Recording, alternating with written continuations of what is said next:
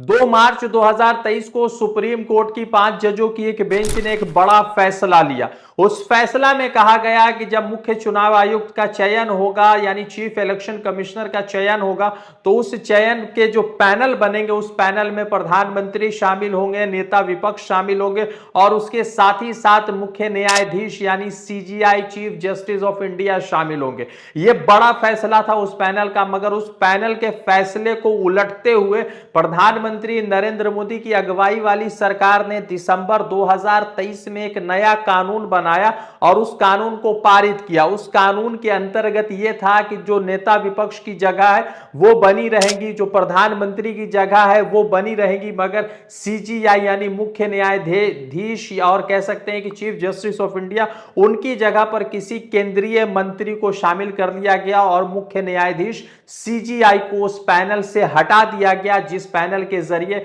मुख्य चुनाव आयुक्त का चयन होना था। प्रधानमंत्री नरेंद्र मोदी की सरकार ने इस तरह का बड़ा फैसला लिया जिसको लेकर पूरे देश भर में कई सारे लोगों ने बड़े पैमाने पर आलोचना की और विपक्ष ने लगातार तरीके से इस फैसले पर हल्ला बोल दिया। मगर उन तमाम चीजों को पड़े रखते हुए प्रधानमंत्री नरेंद्र मोदी का यह कानून पास कर दिया गया और उस कानून के तहत पहले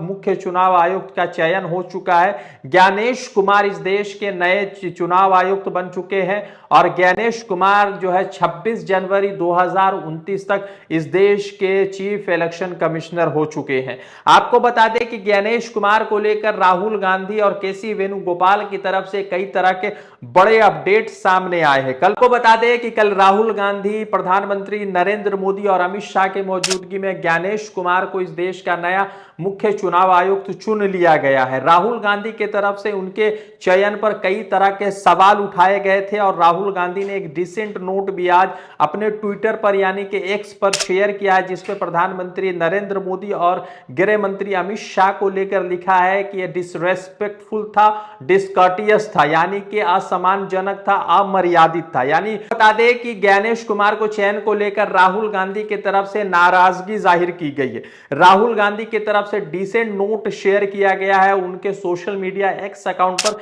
जहां पर राहुल गांधी ने ज्ञानेश कुमार के चयन को लेकर असम्मानजनक और अमर्यादित बताया है। कहा है कि इसलिए अमर्यादित और असम्मानजनक बताया है क्योंकि राहुल गांधी का मानना है कि जब कोर्ट का फैसला आया था कि सीजीआई भी इस चुनाव आयुक्त के चयन कमेटी का हिस्सा होंगे तो उसको हटा दिया गया। प्रधानमंत्री नरेंद्र मोदी की अगुवाई वाली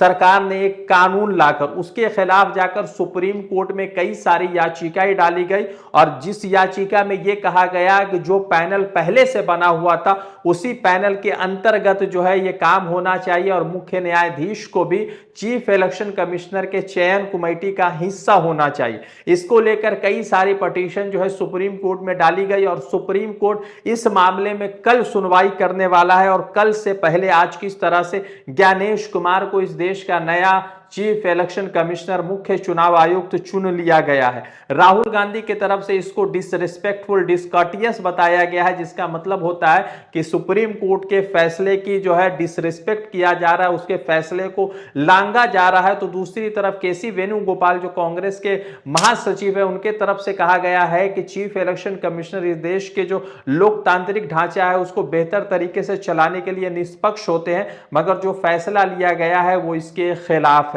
आपको बता दें कि ज्ञानेश कुमार 1988 बैच के केरला कैडर के आईएएस ऑफिसर हैं, रिटायर्ड हो चुके हैं, गृह मंत्रालय में काम करने का इनके पास जो है तजुर्बा है। उसके साथ ही साथ पार्लियामेंट्री अफेयर्स में सेक्रेटरी के पोस्ट पर रह चुके हैं और इससे पहले चीफ इलेक्शन कमिश्नर बनने से पहले इलेक्शन कमिश्नर के पोस्ट पर भी ये अपना कामकाज संभाल चुके हैं। राहुल गांधी की तरफ से जो डिसेंट नोट दिया गया उसमें कई तरह के सवाल इस सरकार से पूछे जा रहे हैं और अफसोस की बात यह है कि जब कल इस मामले में जिस पैनल को लेकर कल सुप्रीम कोर्ट में सुनवाई हो रही थी तो फिर आज ही इस तरह का फैसला क्यों लिया गया। आपको बता दें कि ज्ञानेश कुमार इस देश के 26वें मुख्य चुनाव आयुक्त होंगे। राजीव कुमार आज रिटायर हो चुके हैं और राजीव कुमार की जगह पर नए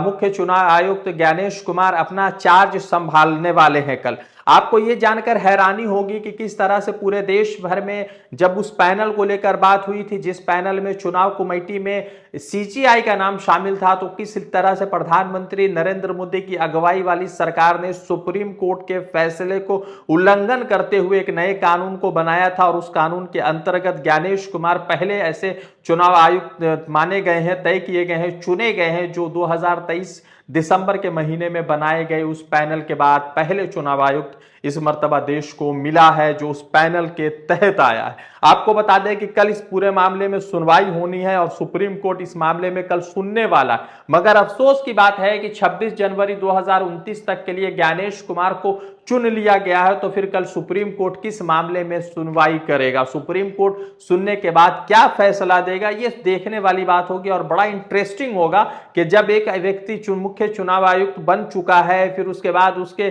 चुनाव आयुक्ति पर द्रौपदी मुर्मू जो हमारी राष्ट्रपति है उनका हस्ताक्षर लग चुका है, तो किस तरह से कल सुप्रीम कोर्ट इस पर फैसला देगा और क्या फैसला देगा, ये देखने वाली बात होगी। रजा अंसारी की रिपोर्ट, द इंडियन खबर के लिए।